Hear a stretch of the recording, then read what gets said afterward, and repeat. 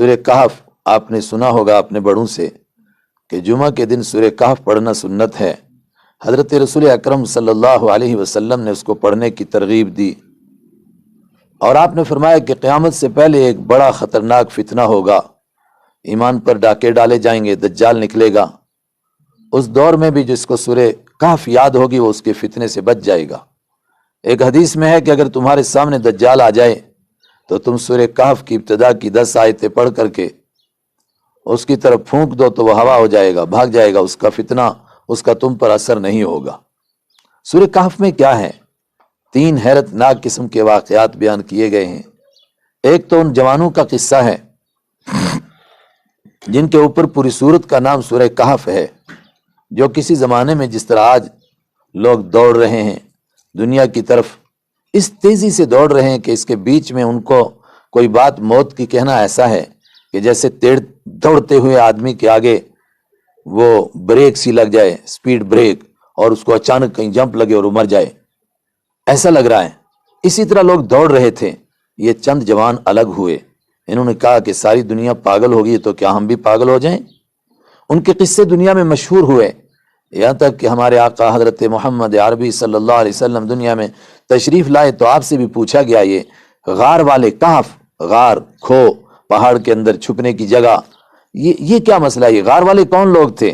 تو اس کے اوپر یہ صورت نازل ہوئی، انہم فتیۃ آمنوا بربہم وزدناہم ھدی، وہ کچھ جوان تھے جنہوں نے اپنے رب کو مان لیا تھا، وزدناہم ھدی، اور جب وہ خود اللہ کو مان گئے، اپنے مالک کو مان گئے تو ہم نے ان کے یقین میں اور اضافہ کیا، اور فرمایا وربطنا علی قلوبہم، ہم نے ان کے دلوں کو مضبوط کر دیا، اذ قاموا، جب وہ اس دور کے بیہودہ لوگ جو اپنے آپ کو سمجھتے تھے ہم خدا ہیں، ان کے سامنے کھڑے ہوئے اور کہا ربنا، ہمارا رب وہ ہے رب السماوات والارض، جو آسمان اور زمین کا رب ہے، تم کیسے رب ہو سکتے ہو؟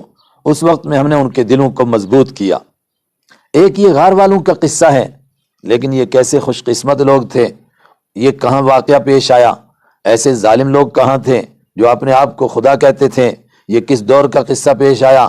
آج تک دنیا کو یقین کے ساتھ معلوم نہیں ہے کون تھے وہ، لیکن یہ جوان کون تھے ان کا تذکرہ قیامت تک رہے گا، جو اپنے آپ کو ظاہری طور پر گم کر گئے، پہاڑوں میں چھپ گئے، بے نام ہو گئے، ان کا کوئی شہرت، کوئی نام نہیں ہے، ان کا نام اللہ نے زندہ رکھا، اور جو اپنے آپ کو زندہ رکھنا چاہتے تھے کہ ہم چلے جائیں اور ہمارا ذکر ہوتا رہے، ہمارے نام پر سڑکیں بنے، ہمارے نام پر چوک بنے، ہمارے نام پر علاقے بنے، وہ ایسے مر گئے، مٹ گئے دنیا سے، آج کوئی ان کا نام نہیں جانتا ہے۔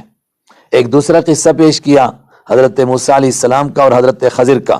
اس قصے کے پیچھے کیا ہے کہ تم دیکھتے کچھ اور ہو اور ہوتا کچھ اور ہے، تم کو لگتا ہے کہ یہ حادثہ پیش آیا ہے، کوئی حادثہ نہیں ہے، یہ سب اللہ کا پلان ہے، اسی طریقے سے ہو رہا ہے۔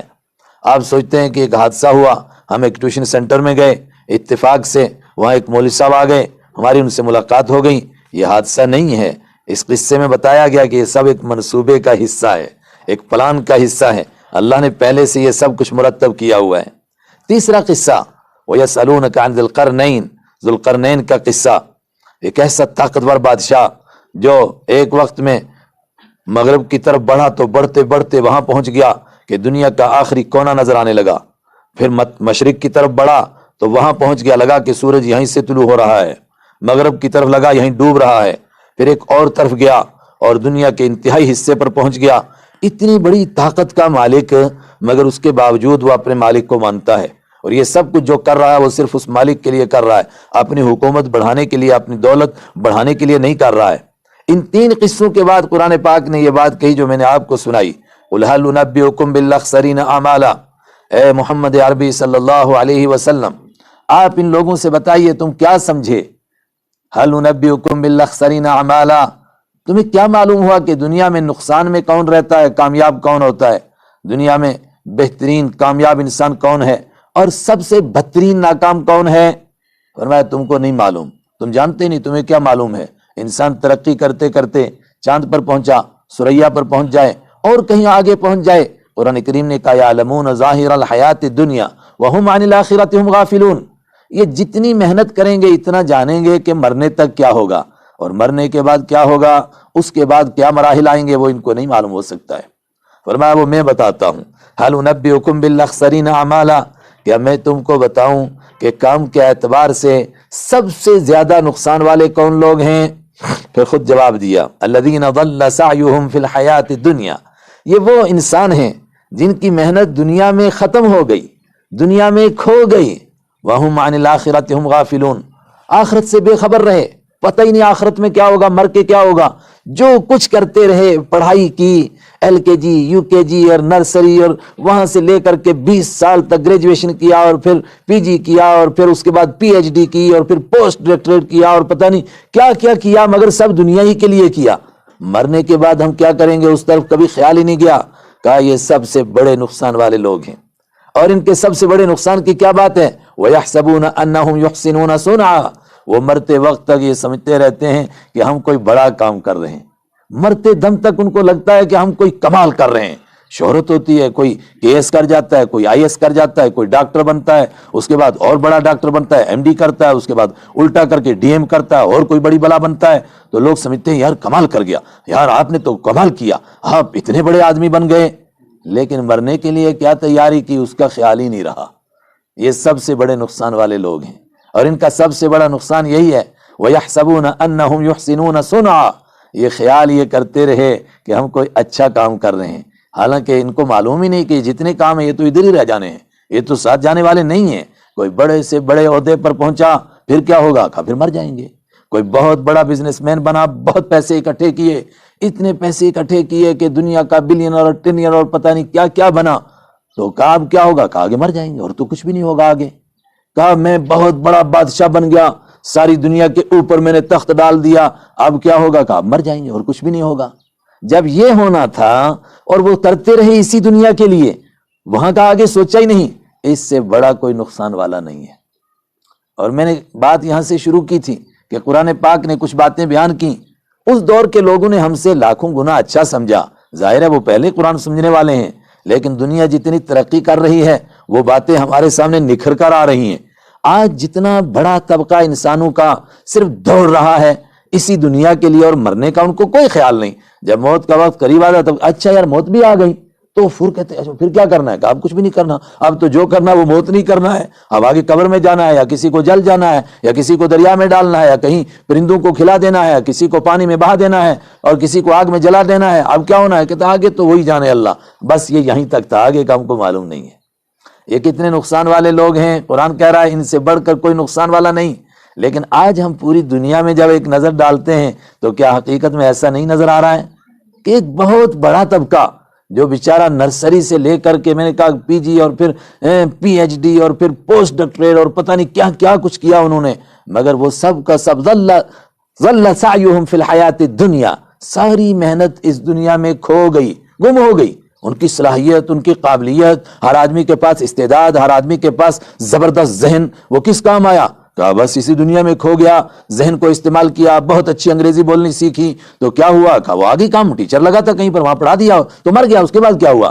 ذہن بہت اچھا تھا اور بہت اچھے کوئی اور مضمون حاصل کر لیا، پھر کیا ہوا؟ کہا بڑے عہدے کی ملازمت ملی، پھر کیا ہوا؟ کہا پینشن لی، ریٹائر ہوئے اور مر گئے، پھر کیا ہوا؟ چھٹی ہوگی، بس اتنا ہی کام تھا۔ یہ سب سے بڑے نقصان والے لوگ ہیں۔ کتنے نقصان والے ہیں؟ اللہ کے نبی صلی اللہ علیہ وسلم پوری کائنات کے لیے رحمت للعالمین بن کر کے آئے، اور اللہ آپ کو نصیب کرے آپ سیرت پڑھیں تو لگتا ہے کہ آپ دشمنوں کے لیے رحمت ہیں۔ ایسا لگ رہا ہے کہ صرف ایمان والوں کے لیے نہیں، آپ انسانوں کے لیے نہیں، جانوروں کے لیے بھی رحمت ہیں، جانوروں کے لیے نہیں، آپ پتھروں کے لیے رحمت ہیں، آپ کائنات کے ہر ذرے کے لیے رحمت ہیں۔ کیوں؟ ہر ایک کے حقوق آپ نے بتائے، ہر ایک کے رائٹس آپ نے بتائے، کوئی دوسرا نہیں بتا سکا ہے۔ دوسرے تو کہتے رہے، آپ نے حقوق بتائے، جانور کا کیا حق ہے، پتھر کا کیا حق ہے، ذرات کا کیا حق ہے، ایک ایک کو بیان کیا، سب کے لیے رحمت والے ہیں۔ لیکن یہ طبقہ جس نے مرنے کا خیال نہیں کیا اور دنیا کے لیے اپنی طاقت کو ختم کر دیا، یہ طبقہ کتنا بدقسمت طبقہ ہے۔ اللہ اپنے نبی سے کہتا ہے اعرض عمن تولی عن ذکرنا، ان لوگوں سے منہ موڑ لیجئے جنہوں نے ہماری یاد سے منہ موڑ لیا۔ ان کو ہم کو یہ کبھی یاد ہی نہیں کرتے، ان کو اپنا مالک کبھی یاد آتا ہی نہیں، بھول کر بھی نہیں، بس دوڑ میں لگے ہیں، ایک لاسٹ میں مریں گے تو مرنے کے ٹائم شاید آ جائے خیال کہاں جانا ہے، اور آ جائے نہیں، ہر ایک کو آتا ہے، ہر ایک کو آتا ہے۔ قرآن پاک نے تو کہا کوئی ایسا انسان نہیں کہ جس کے پاس جب موت آتی ہے حتی اذا جاء احدهم الموت قال رب ارجعون، جب موت پہنچتی ہے یہاں تک ہر شخص کہتا ہے خدا اب تو دیکھ لیا، اب تھوڑا موقع دے، کچھ کام کر کے آؤں گا۔ کہا اب کسی کو یہاں سے موقع نہیں ملتا ہے۔ لیکن دنیا کے چند بڑے بڑے لوگ جو دنیا میں یہ کہنے کے لیے اٹھے تھے کہ خدا کچھ بھی نہیں ہے، اوپر کی طاقت کچھ بھی نہیں ہے، ان کے آخری وقت کے الفاظ بے شمار لوگوں کے ریکارڈ کیے گئے، انہوں نے بھی کہا کہ ہے وہ، مگر اب تو شام ہو چکی، سورج ڈھل چکا۔ کن بے وقوفیوں میں ہم مبتلا تھے، ہم کہتے ہے ہی کوئی نہیں، اگر کوئی نہیں تو ہمیں کون مار رہا ہے؟ ہمارے پاس تو سب کچھ موجود ہے، پھر ہمیں موت کیسے آ گئی، ہم کیوں مر رہے ہیں؟ ہر آدمی موت کے وقت میں اس کو مانتا ہے اور چاہتا ہے تھوڑا موقع مل جائے، لیکن ملتا نہیں ہے۔ وہ لوگ، وہ بدقسمت لوگ جو میرے اور آپ کے آقا حضرت محمد عربی صلی اللہ علیہ وسلم کو ستاتے تھے، آپ کے راستے میں کانٹے ڈالتے تھے، آپ کو پتھر مارتے تھے، آپ کے اوپر کوڑا پھینکتے تھے، آپ کو گالیاں دیتے تھے، آپ کا سر سجدے میں ہوتا تھا، وہ گندے قسم کے جانوروں کا گند لا کر کے آپ کے اوپر رکھتے تھے، یہ سب کام کرتے تھے۔ اس کے اوپر ایک سوال پیدا ہوا کہ محمد صلی اللہ علیہ وسلم تو اللہ کے اتنے پیارے بندے ہیں، تو جو ایسے گستاخ، ایسے بے ایمان ہیں، ان کے اوپر عذاب کیوں نہیں نازل ہوتا؟ یہ آسمان کیوں نہیں پھٹتا؟ یہ زمین کیوں نہیں پھٹتی؟ یہ کیوں نہیں اس کے اندر دھنس جاتے؟ تو پھر دماغ میں شیطان ڈال سکتا تھا کہ شاید خدا کو پتہ ہی نہیں چلا کہ میرے نبی کے ساتھ کیا ہو رہا ہے۔ اس پر قرآن پاک اترا فلا تحسبن اللہ غافلا عما يعمل الظالمون، اے میرے نبی مت سمجھو کہ ظالموں سے میں بے خبر ہوں، سب میرے سامنے ہیں۔ تو پھر ان کو سزا کیوں نہیں مل رہی ہے؟ انما یؤخرهم لیوم تشخص فیہ الابصار، میں ان کو ڈھیل دینا چاہتا ہوں اس دن تک جب نگاہیں اوپر کو جائیں گی، پھر واپس نہیں آئیں گی، کھلیں گی تو کھلی رہ جائیں گی۔ اور پھر کیا ہوگا؟ پھر جب ان کو موت یہاں تک پہنچے گی تو ہر آدمی کہے گا ربنا اخرنا نجیب دعوتک ونتبع الرسل، اے خدا تھوڑا موقع دے دے، اب تیری بات بھی مانیں گے اور تیرے نبیوں کے طریقوں کو بھی اپنائیں گے۔ فرمایا بڑے جلدی مان گئے۔ اولم تکن، کیا تم وہ لوگ نہیں تھے جو کہا کرتے تھے کہ زمین بدلے، آسمان بدلے، ہم نہیں بدلنے والے، ہم کسی سے ڈرتے نہیں؟ ابھی تو آگے قبر کا زمانہ ہے، اس کے بعد محشر کا زمانہ ہے، اس کے بعد جنت اور جہنم کا فیصلہ ہوگا، تم تو موت کے جھٹکے سے ڈر گئے۔ اولم تکونوا اقسمتم ما لکم من زوال، کیا تم وہ لوگ نہیں تھے جو قسمیں کھایا کرتے تھے کچھ نہیں ہوتا ہے، ہم کسی سے نہیں ڈرتے ہیں، کچھ ہونے والا نہیں، یہ یوں ہی مولوی لوگ ڈراتے رہتے ہیں؟ ان لوگوں کے لیے کہا کہ میں ان کو ڈھیل دیتا ہوں وہاں تک۔ تو جو نہیں ماننا چاہتے، میں نے کہا کہ ان کے بھی الفاظ ریکارڈ کیے گئے کہ آخری وقت میں انہوں نے بھی کہا، لینن نے بھی کہا کہ کون کہتا ہے کہ تجھے میں نہیں مانتا تھا، کیوں نہیں مانوں گا تجھے؟ اگر تو نہ ہوتا تو میرا کون مقابلہ کر سکتا تھا؟ آج میں کیوں دنیا سے جا رہا ہوں؟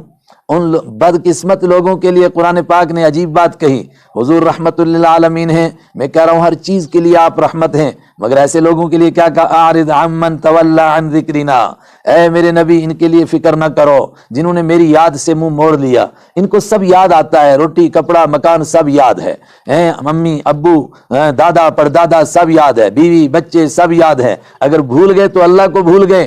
ان سے آپ بھی منہ موڑ لیجئے جنہوں نے ہماری یاد سے منہ موڑ لیا ہے۔ آگے وَلَمْ يُرِدِ اللَّهُ الْحَيَاةَ الدُّنْيَا، اور نہیں چاہتے ہیں یہ سوائے دنیا کی زندگی کے، مر کر کے ہم کو جنت ملے، مر کر کے ہم جہنم سے بچ جائیں، اللہ ہم سے راضی ہو جائے، پیارے نبی صلی اللہ علیہ وسلم کے مبارک ہاتھوں سے حوض کوثر مل جائے، ادھر ان کا خیال نہیں ہے۔ لَمْ يُرِدِ اللَّهُ الْحَيَاةَ الدُّنْيَا، نہیں چاہتے ہیں مگر بس یہ دنیاوی زندگی، اسی کو چاہ رہے ہیں۔ ذَلِكَ مَبْلَغُهُم مِّنَ الْعِلْمِ، ان کے علم کا کمال یہیں تک ہے، آگے نہیں پہنچا، بڑی بڑی ڈگریاں حاصل کی، ان سے اتنا ہی سمجھے یہ ذالک مبلغہم من العلم، کیا ان کے علم کی پہنچ اتنی ہے؟ اب اس دور میں تو کالج نہیں تھے، یونیورسٹیاں نہیں تھیں، اسکول نہیں تھے، اور یہ آج کے پڑھائی کا یہ کمپٹیشن کا دور نہیں تھا، ایک دوسرے سے آگے بڑھنا دنیا کے لحاظ سے۔ ان کو کہا گیا ذالک مبلغہم من العلم، تو اب جب اس کا چرچا ہے تو یہ بات ہمیں سمجھ میں آ رہی ہے کہ نہیں؟